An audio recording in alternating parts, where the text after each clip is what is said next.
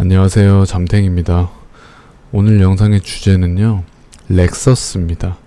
렉서스는 우리나라에서 이제 하이브리드 차량들이 굉장히 인기가 많은데요. 그래서 오늘은 하이브리드 차량으로 갖고 왔습니다.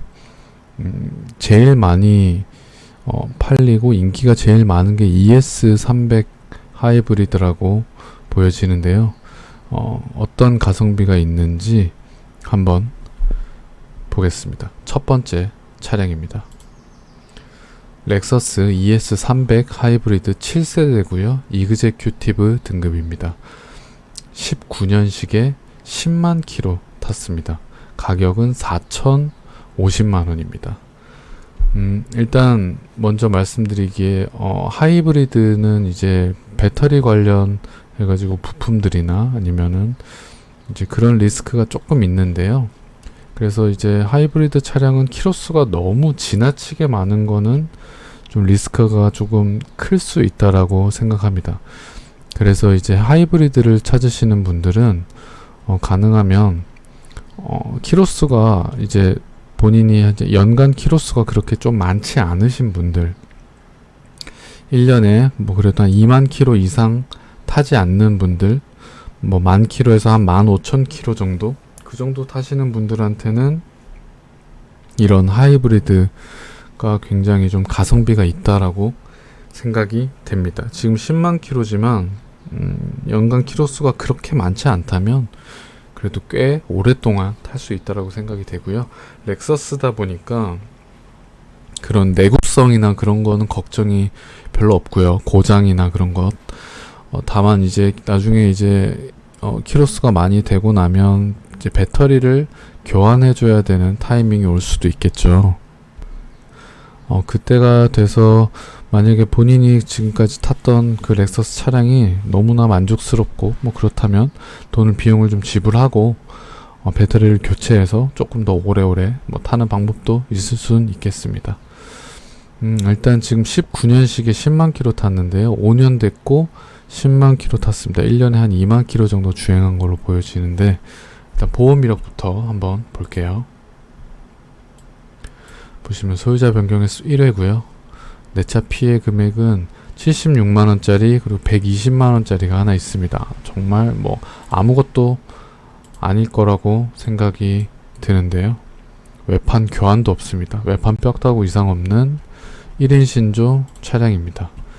렉서스는 사실 이게 수입차로서의 그런 메리트보다는 아마 그러니까 이제 수입차에 그 포커스가 맞춰져 있다면 아무래도 이제 비슷한 가격대에 뭐 BMW나 벤츠나 뭐 그런 쪽으로 가겠죠. 근데 이제 강남에 정말 약간 찐 부자들, 그런 분들이 약간 타는 이미지가 좀 있습니다. 렉서스가 약간 그런 쪽의 프리미엄이 조금 있다라고 생각합니다. 옵션을 한번 보겠습니다. 이그제큐티브 등급이다 보니까 옵션이 굉장히 좋은 편인데요. 열선 핸들 있고요. 전동 트렁크 있고 LED 박혀있고 썬루프 들어가 있습니다. 차선 이탈 경보, 우측방 경보 있고요. 주차 감지 센서 앞뒤로 다 있고, 오토 에어컨, 전자식 파킹 브레이크, 헤드업 디스플레이, 스마트 크루즈 컨트롤, 그리고 스마트 키에 블루투스 되고요. 뒷좌석 블라인드 있고, 열선 시트 앞뒤로 다 있고요. 통풍 시트까지 있습니다. 전동 시트, 메모리 시트까지 다 있는 걸로 봐서 옵션은 거의 풀옵션 차량이 맞다라고 보여집니다. 실내 일단 외부 디자인은 근데 이게 신형이랑 구형이랑 사실 그렇게 디자인적으로 큰 차이는 없다라고 저는 생각을 하고 있거든요. 렉서스의 디자인은 저는 나쁘진 않다라고 생각합니다. 외형적으로는요. 근데 실내가 조금 비슷한 등급의 이제 독일 차들, BMW나 아니면 벤츠에 비해서 프리미엄 차량 같은 느낌이, 고급진 느낌이 조금은 떨어진다라고 저는 생각을 합니다. 뒷좌석은 굉장히 또 넓네요. 그런데 이런 뭐라고 해야 될지, 이게 제가 좀 말로 표현드리기가 좀 어려운데, 그러니까 뭔가 굉장히 내구성이 좋고 뭐 잔고장이 없을 것 같고 뭐 그렇기는 한데, 엄청난 뭐 고급차다라는까지의 그런 느낌은 좀 아닙니다.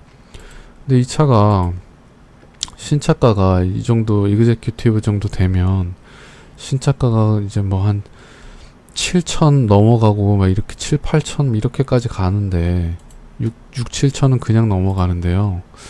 그 정도 가격에 그런 걸맞는 고급스러움까지는 조금 아닌 것 같기도 해요.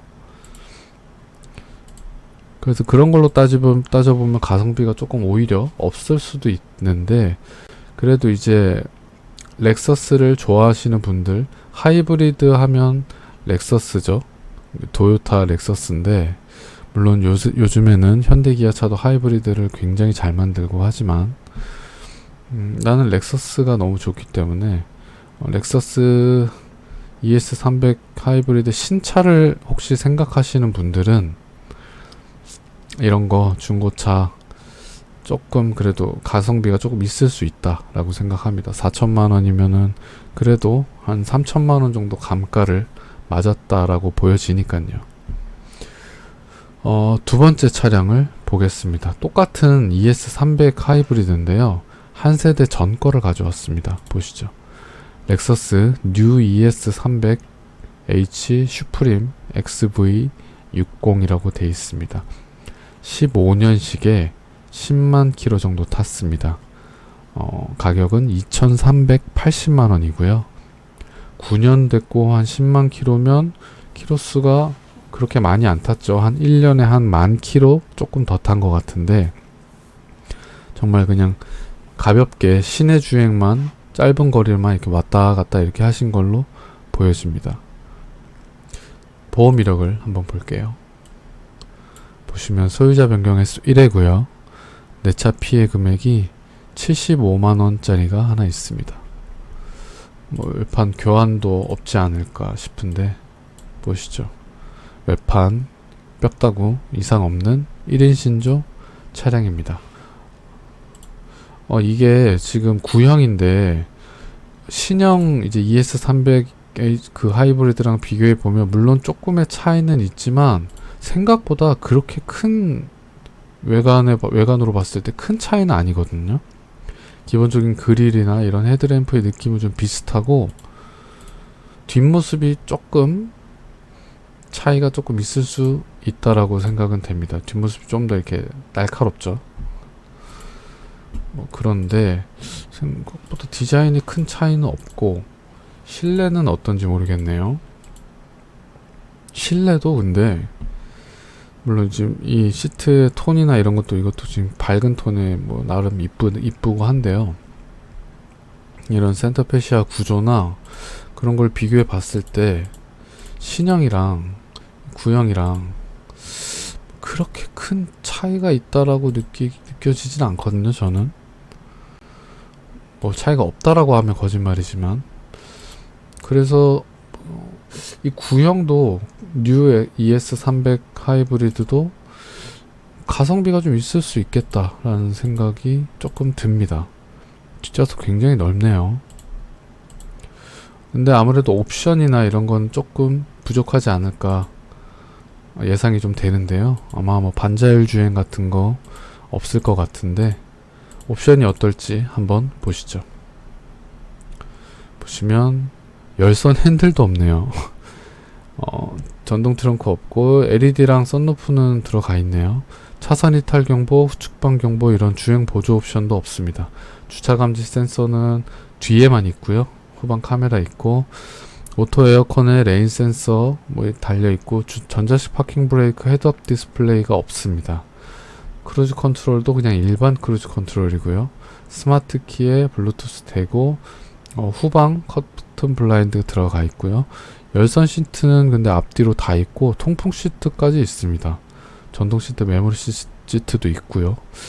통풍 시트까지 다 있고 열선 시트가 앞뒤로 다 있는데 열선 핸들은 없네요.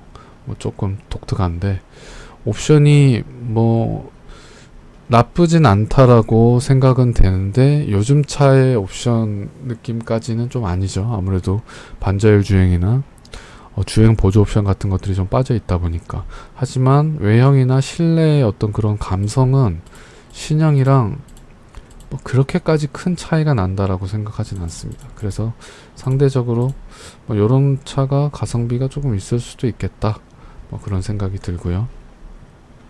근데 좀 재밌는 사실은 렉서스 ES300 하이브리드는 우리나라에서 가장 많이 팔리는 렉서스 차량으로 뭐 알려져 있는데요. 렉서스의 본고장인 일본에서는 정말 안 팔린다고 합니다.